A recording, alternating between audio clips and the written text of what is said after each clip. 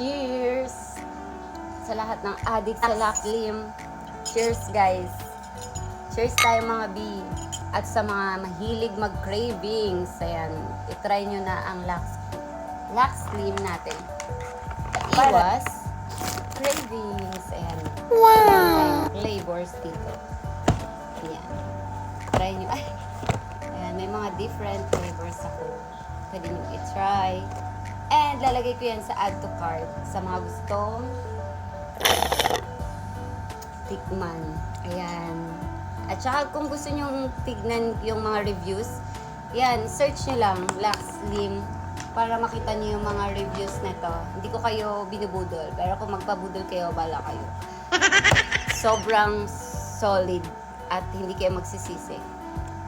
Mawawala yung mga taba-taba sa katawan niyo. Siyempre, diet din dapat. At saka dapat, meron kayong disiplina sa sarili. Sa pagkain, sa mga gawain. Alam naman, nakaupo lang kayo. Siyempre, gagalaw-galaw din kayo. Magpapapawis din kayo, di ba? Pwedeng kain, tulog lang tayo, guys. Kaya mga B, try nyo na, inumin, sabayan nyo na to sa araw-araw ng inyong lifestyle. Paggising sa umaga, everyday routine nyo, itong Laxlim. Hindi kayo magsisisi, guys.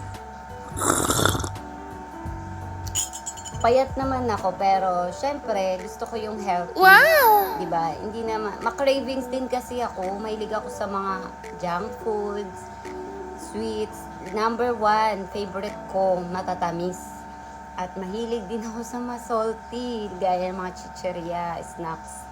Kaya, tinry ko si Laxlim para matanggal yung mga cravings ko kasi doon ako mahilig. Sobrang hilig ko. Lalo na sa mga matatamis. Kaya try nyo na to para mawala yung ating cravings. Masarap ng cafe macchiato nila. Sa mga ice lover dyan, try nyo si cafe macchiato ng Laxlim. At sa mahilig sa sweets, try nyo naman si dark choco. Ayan. Sobrang sarap. Promise. Hindi kayo magsisisi. Kaya ilalagay ko sa add to cart. Hindi na kayo, hindi kayo magsisisi, guys. Budol is real. Bye-bye!